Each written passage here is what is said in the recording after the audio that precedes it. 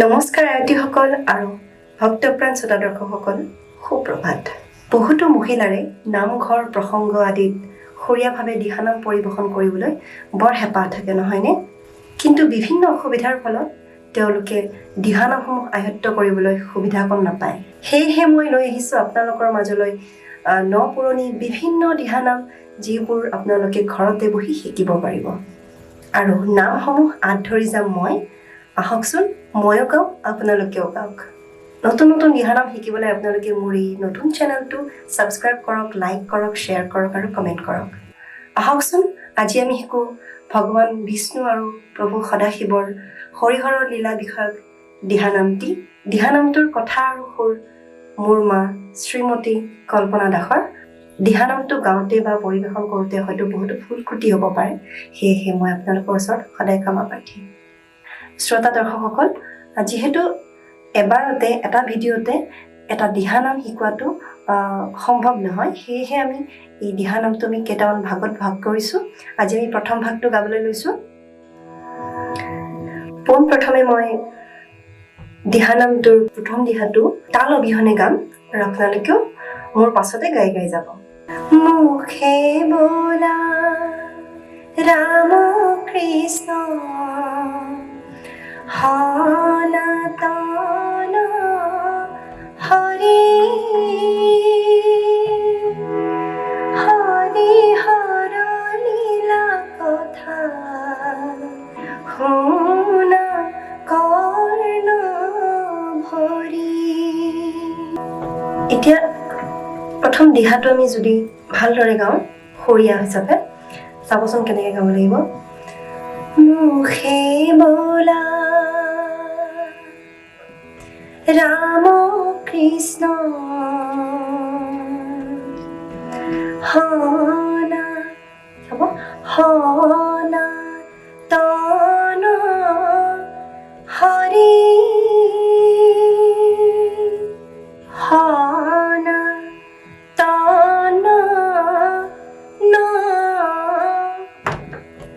সনাতন সনাতন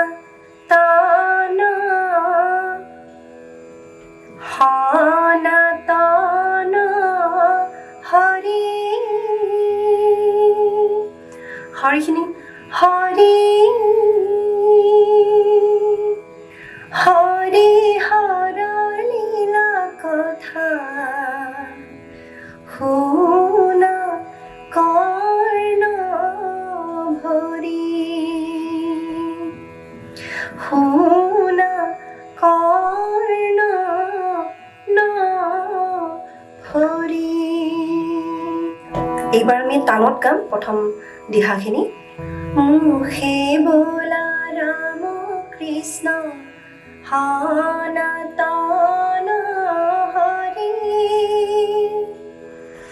হৰিহৰ লীলা কথা শুনা কৰ্ণ ভৰি। এইখিনি এবাৰ আপোনালোকে গাওক। মুখে বোলা ৰাম কৃষ্ণ সনাতন হৰি হৰিহৰ লীলা কথা শুনা কৰ্ণ ভৰি। এইবাৰ মই পদলৈকে গৈছোঁ। পৰীক্ষিত ৰজাতক হন্ত। এতিয়া আমি কি হয়, সুৰটো বা উশাহৰ লগত অলপমান অমিল হ'লে কি হয়, পৰীক্ষিত ৰজাতক, তাৰপিছত উশাহ লোৱা যায়, কিন্তু এইটো ভুল। এটা শব্দ আমি এটা উশাহতে শেষ কৰিব আপুনি চেষ্টা কৰিব লাগে। পৰীক্ষিত ৰজাতক হন্ত, তাৰপিছত উশাহ লওক। পৰীক্ষিত ৰজাতক হন্ত মুনি সুকে পৰীক্ষিত ৰজাতক হন্ত মুনি সুকে। বাকী সুৰবোৰ একেই। কহো কৃষ্ণ কথা শুনা পৰময় উৎসুকে কহো কৃষ্ণ কথা শুনা পৰময় উৎসুকে আপোনালোকে চেষ্টা কৰিব এটা শব্দ যেন এটা উশাহতে শেষ কৰা যায় নহ'লে শব্দটো যদি আমি ভাঙি পেলাই কওঁ উশাহ মাজত লৈ ভাঙি পেলাই কওঁ তেতিয়াহ'লে সেই শব্দটোৰ অৰ্থটো প্ৰকাশ নাপাব সেয়েহে চেষ্টা কৰিব এটা শব্দ আমি এটা উশাহতেই গাওঁ যেন এইবাৰ আমি দুই চাপৰিলৈ যাম শুনিলন্ত হৰে পাছে কথা বিপৰীত স্ত্ৰী ৰূপ ধৰি হৰি হৰিলাই অমৃত শুনিলন্ত হৰে পাছে কথা বিপৰীত স্ত্ৰী ৰূপ ধৰি হৰি হৰিলাই অমৃত আকৌ তাৰপিছত দিহা যাব মুখে বোলা ৰাম কৃষ্ণ সনাতন হৰি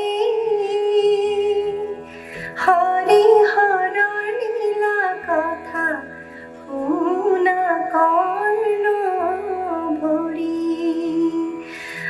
মই বাৰে বাৰে দিহাখিনি নাগাওঁ দিহাখিনি আপোনালোকে গাই যাব মই পদখিনি গাই গৈ আছোঁ নয়নে দেখিব বিষ্ণু ভৈলা কেনে নাৰী এহি বুলি বৃষভক চৰি ত্ৰিপুৰাৰী নয়নে দেখিব বিষ্ণু ভৈলা কেনে নাৰী এহি বুলি বৃষভক চৰি ত্ৰিপুৰাৰী লগ লাগি গৌৰী বহিল স্বামীৰ কাষে দেখি নন্দী আদি কৰি যত ভৃত্য আছে লগ লাগি গৌৰী বহিল স্বামীৰ কাষে দেখি নন্দী আদি কৰি যত ভৃত্য আছে ইয়াৰ পিছত আকৌ দিহাটো আহিব তাৰপিছত আকৌ আহিব পদ আকাশ পথে গৌৰীনাথ গৈলা লৰি বিষ্ণুৰ পুৰি কন্তাইলে দৰা দৰি আকাশ পথে গৌৰীনাথ গৈলা লৰি বিষ্ণুৰ পুৰি কন্তাইলে দৰা দৰি এইখিনিতে আমাৰ এক চাপৰি আৰু দুই চাপৰি শেষ হ'ল আৰু নামৰ যিটো পৰিৱেশন শৈলী সেইখিনি আপোনালোকে শিকিবৰ কাৰণে চাবৰ কাৰণে আপোনালোকে আমাৰ যিটো ববনী মিউজিক চেনেল এটা আছে তাত দিহানামসমূহ দিয়া আছে তাত গৈ আপোনালোকে এই নামটো চাই ইয়াৰ পৰিৱেশন শৈলীটো শিকি ল'ব যিহেতু এটা ভিডিঅ'তে ইমানবোৰ বস্তু শিকোৱাত অলপমান অসুবিধা হয় সেয়েহে মই অকল ইয়াৰ যিটো নামটোৰ সুৰখিনি মই আপোনালোকক ধুনীয়াকৈ সুৰীয়াকৈ গাব পৰাকৈ শিকাই গৈছোঁ